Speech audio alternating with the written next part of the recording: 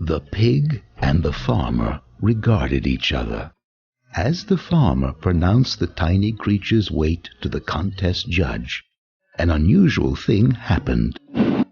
For a fleeting moment, something passed between them, a faint sense of some common destiny. He patted the little pig one more time and gently returned him to the box. The next day, Arthur Hoggett received the good news. He had won the contest by guessing the piglet's weight exactly.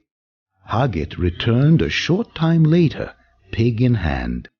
Never having kept a pig before, the farmer put the small pink pig in the barn with the other animals.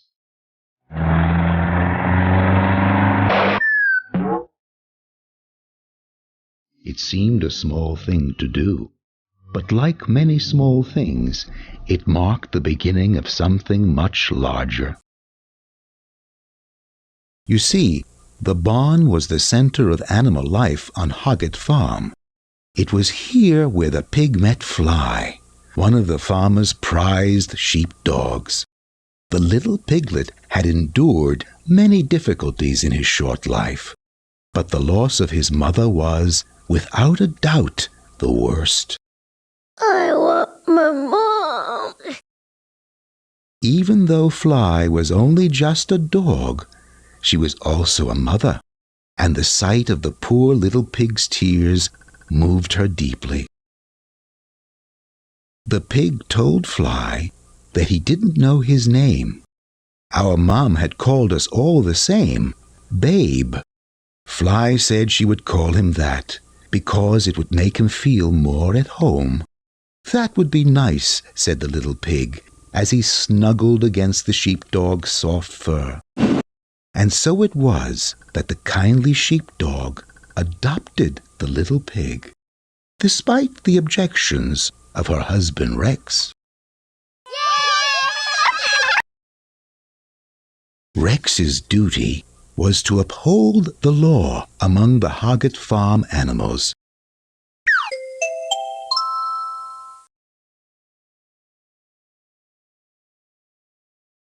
This law was based on one simple fact: to each creature its own destiny, every animal in its proper place.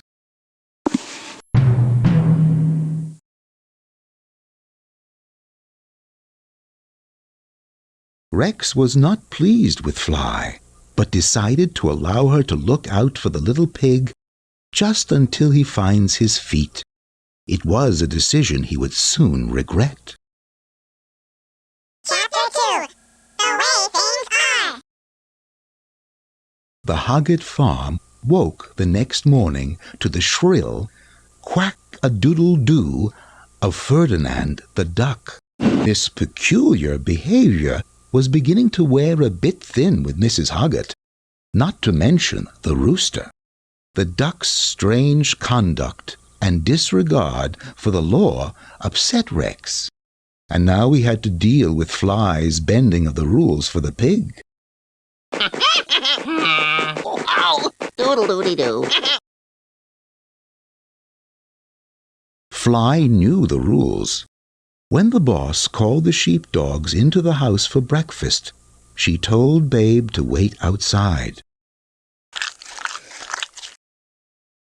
"Only dogs and cats inside the house," she said. "That's just the way things are." Curious to know what he was missing, Babe climbed the wood pile to peek in the window. Hello? Suddenly, a loud crash was heard, echoing across the barnyard.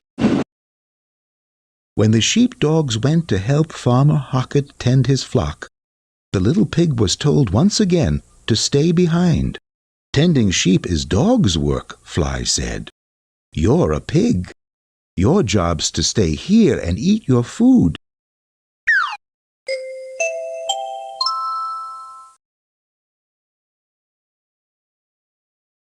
Babe was very confused as he watched Rex.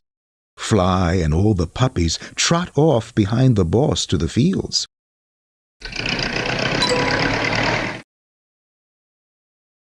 Babe started exploring the barnyard when he heard something new and trotted off to investigate. The sound was coming from an old covered pen. "For a sheep," he cried. An elderly ewe named Ma was recuperating inside the pen. She proceeded to tell Babe terrible things about Rex and Fly. She called them wolves and killers, and they were cruel and vicious to sheep. The pig was more mixed up than ever. Was his new mother really a killer? Babe spent the entire day hearing the ew's words repeat themselves over and over in his head. Wolves is cruel to sheep, brutal, savages. That evening, when Fly came back from the fields, she gave Babe a big slurpy kiss. As he nuzzled against her, Babe decided that the old sheep must be wrong. Maybe Ma was confused because she was sick. Chapter 3. A carefully made plan? The next morning, Babe woke to a new sound, a mechanical rooster. At least that's what Ferdinand called the new alarm clock Mrs. Hoggett had bought. Ferdinand was crushed. Just when he had discovered a purpose in life other than ending up on a dinner plate, he was replaced by a machine. He knew the clock had to go, and Babe was just the pig to help with the heist. Ferdinand explained his plan to Babe. Good. Excellent. Yeah. Good.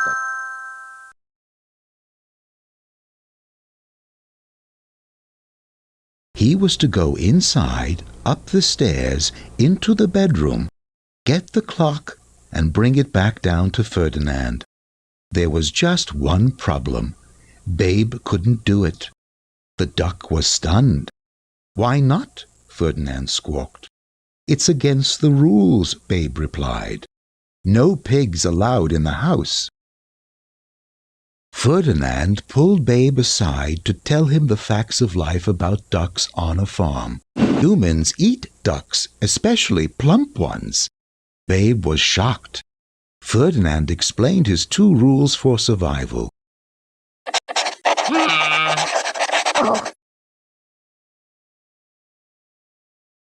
Rule 1.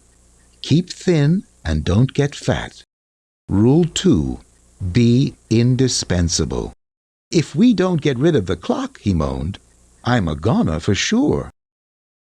Babe slipped quietly through the doggy door into the house. His biggest obstacle was the old house cat, Duchess. Babe tried to stay as far away from the sleeping cat as possible.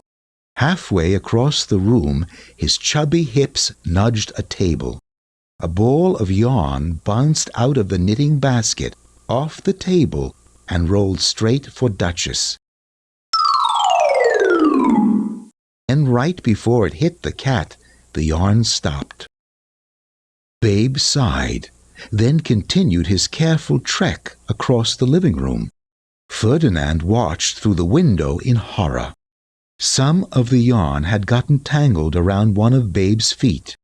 With each step, the yarn pulled tighter and tighter, tugging at the knitting basket, paint pots, the lamp, and the vase.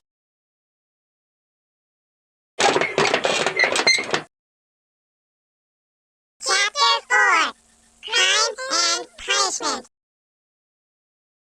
Ferdinand panicked. He tried everything to get Babe's attention, but the pig didn't hear him. Your foot, take the string off your foot. The duck bolted through the doggy door, into the house, stopping Babe dead in his tracks, gently untangled the yarn from Babe's foot, and sent him outside to stand guard. Choked with allergies and runny nose, Ferdinand continued the mission. In the bedroom, Ferdinand peered up at the hated mechanical rooster. "Guard what?" came a tiny voice from the shadows. This surprised the duck so much that he jumped straight to the ceiling. It was Babe. "Just don't say a word," groaned the duck. "When I knock the clock onto the bed, you grab it in your mouth, and we're out of here, okay?" Ferdinand and Babe, clock in mouth, crept back into the living room. Duchess stretched, snagging her claw in the yarn which was still wrapped around the furniture. A sneeze twitched in the duck's nose. Both froze in horror. Then Ferdinand sneezed. Babe dropped the clock. The clock went off. Duchess woke up. The yarn jerked, and the farmhouse exploded with crashes, splashes, smashes, squeals, and squawks. The Hoggets returned to a disaster. The living room was wrecked, the dollhouse smashed, the lamp shattered, the vase broken, and paint covered everything including the cat. 2 sets of footprints immediately identified the culprits.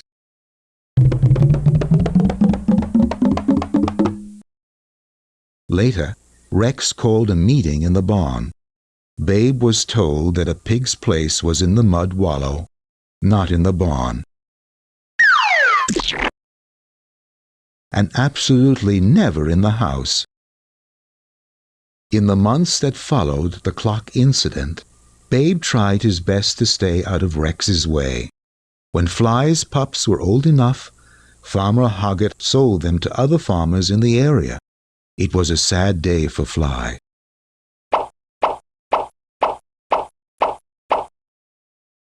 Only Babe managed to cheer her up. "Can I call you Mom?" he asked softly. Fly nuzzled the piglet tenderly. At last Babe truly found his place at Hoggett Farm.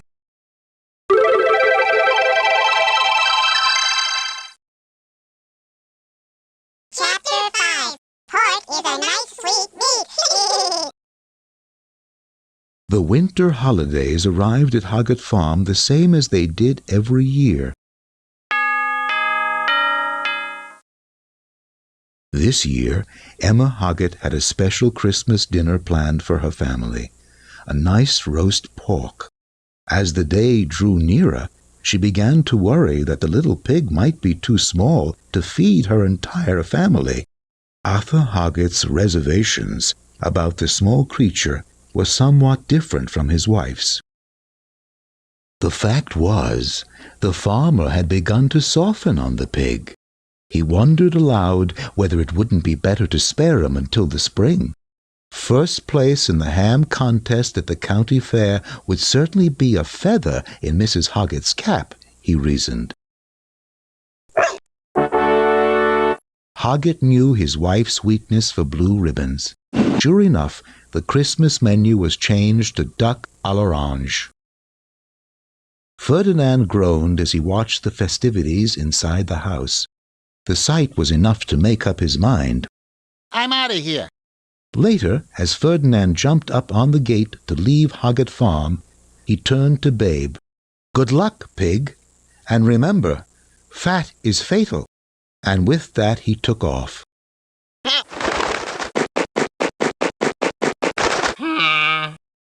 Babe then heard a faint sound of bleating coming from the fields.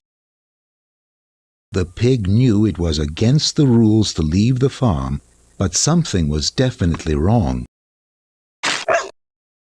Babe wriggled through the fence and ran to find the source of the bleating. Babe watched strange men and dogs herd the panicked sheep into a truck. He ran down to ask Ma what was happening, but was quickly chased off by one of the dogs. Babe ran squealing back to the farmhouse. Mr. Hoggett saw Fly's ears perk up. Something was wrong. The farmer raced off in his truck as the dogs and Babe followed.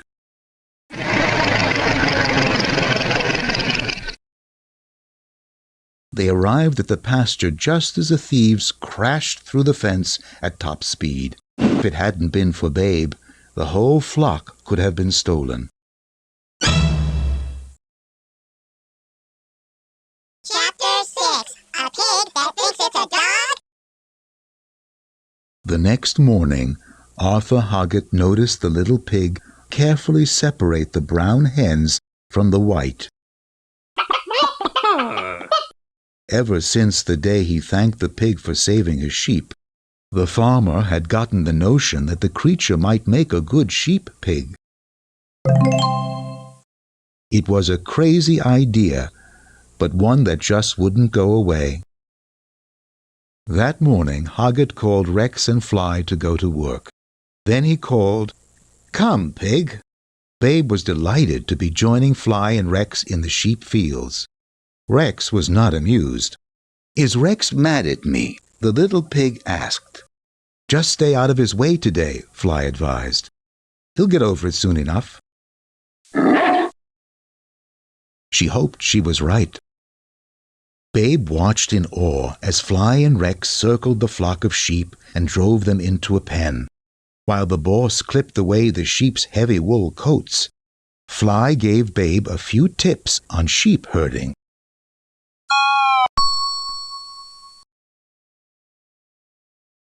"Speed's not the thing," she said. "The sheep have to know who's boss." After lunch, the boss opened the gate and called, "Away to me, pig." "He wants you to drive the sheep out into the field," Fly said. The pig tried his best, but the sheep just laughed at him. Hoggett turned away, thinking his imagination had run away with him. Suddenly, the entire flock marched 2 by 2 out of the pen, with Babe trotting along behind them. That night, a dark cloud fell over Hoggett Farm.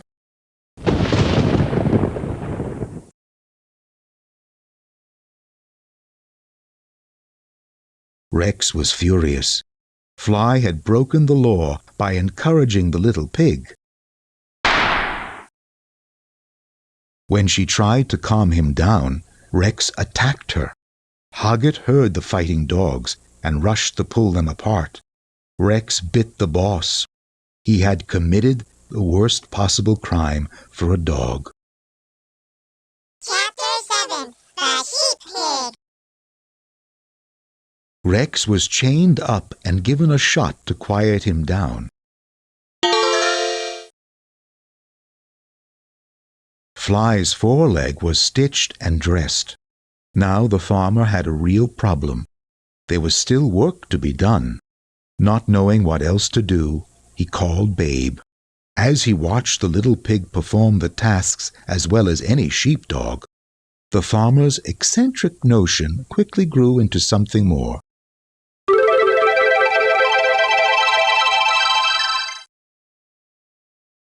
Every year, the country's best sheepdogs and their bosses gathered for the Grand National Sheepdog Trials.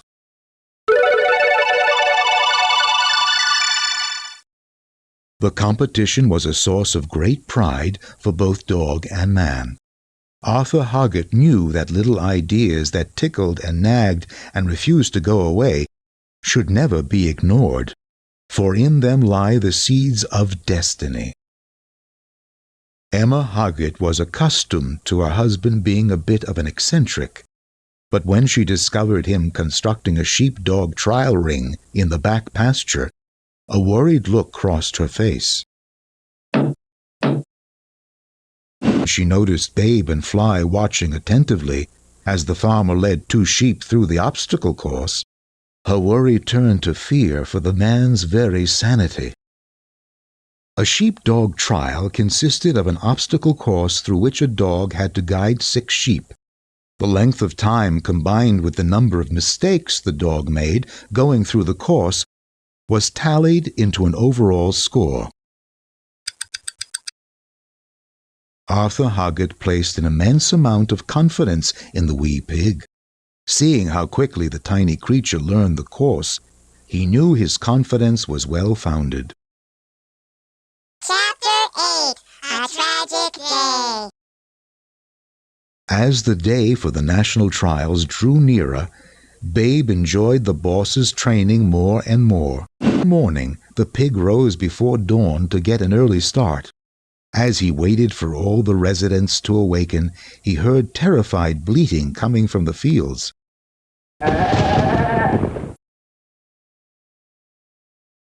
Babe raced to see what was happening.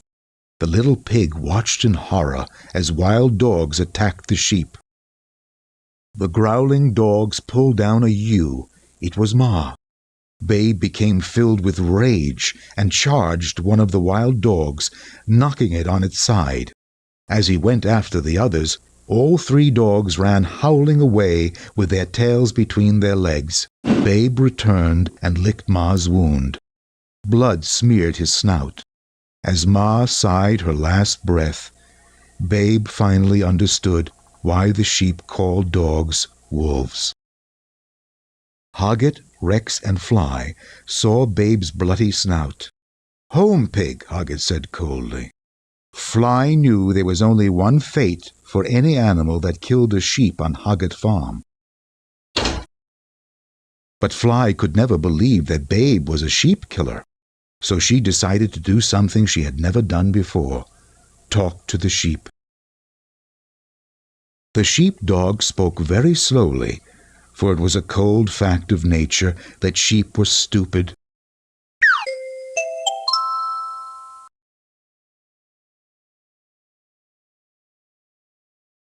"Please," she began, "tell me what happened this morning."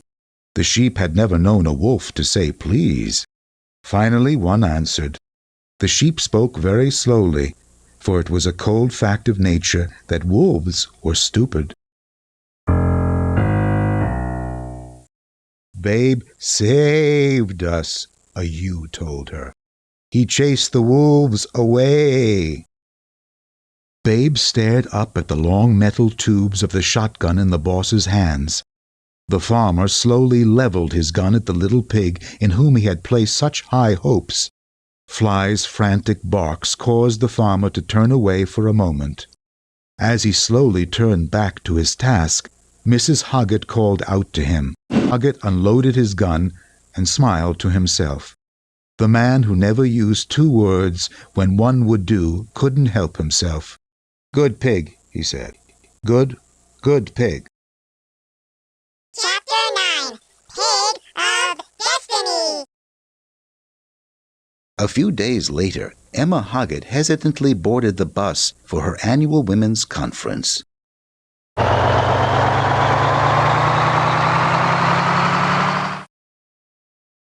Her husband had been acting strangely of late. She was worried about what her husband would do all alone. Then again she mused, how much mischief could a dreamer like Hoggett get into in just 3 days? Mrs. Hoggett would have been dismayed indeed to see the farmer let Babe into the house to rest by the fire.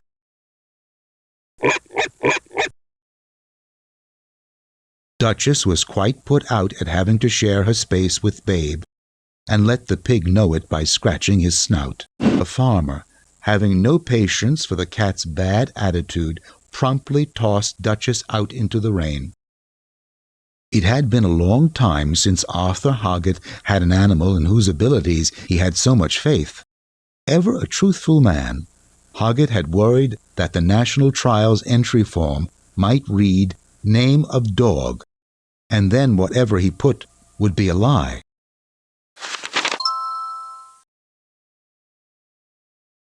But as it happened, luck, for the moment, was running with him, for the form merely read name of entry. It is well to heed the old adage, beware the bad cat bearing a grudge. Duchess had developed a notorious mean streak, and all the animals on Hoggett Farm knew well to avoid crossing her. It was with spite that Duchess cozied up to Babe in front of the fire. She had a score to settle, and a plan on just how to do it.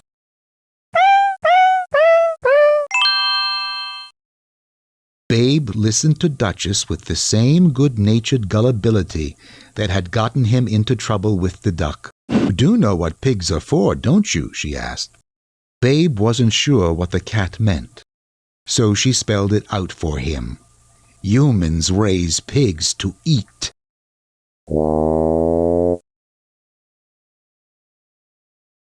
Babe was heartbroken. He ran to ask Fly if this was true. "Yes, it's true," was all the sheepdog could say. The morning of the trials, Babe was nowhere to be found. He had disappeared into the rainstorm the night before. Rex found the little pink pig shivering, cold, and very weak. The boss rushed Babe to the house. If the little pig didn't eat, he would never survive. Babe couldn't understand why the same man who was being so kind to him might one day eat him. The boss began humming as he cared for the little pig. Babe slowly began to eat.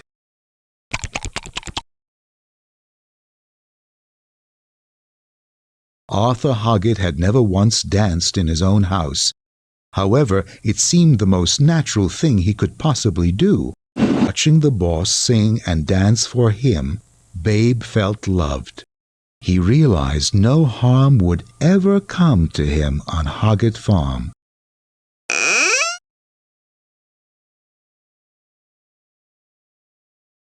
Chapter 10. That'll do, pig.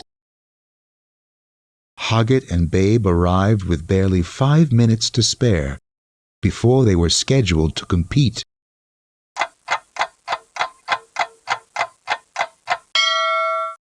Fly and the little pig were left in front of the sheep pen as Hoggett went to check in with the officials. It was a good opportunity for the pig to introduce himself to the sheep before they entered the ring. Excuse me.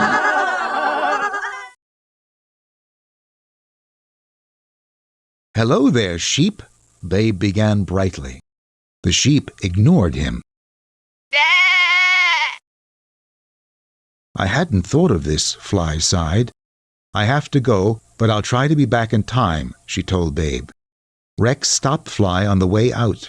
When Fly explained her plan, Rex insisted on going instead. "Don't worry," the old dog said. "I won't let the little feller down." And with that, Rex turned into a blur of speeding fur. Rex arrived back at Hoggett Farm and explained to the startled sheep that the little pig was in trouble. The sheep agreed to help, but not before Rex promised to treat them nicely. They gave Rex a secret password, which was only to be told to Babe. He memorized it and raced back to the trial grounds. Meanwhile, the contest officials called a special meeting to decide whether or not Hoggett could compete with his animal.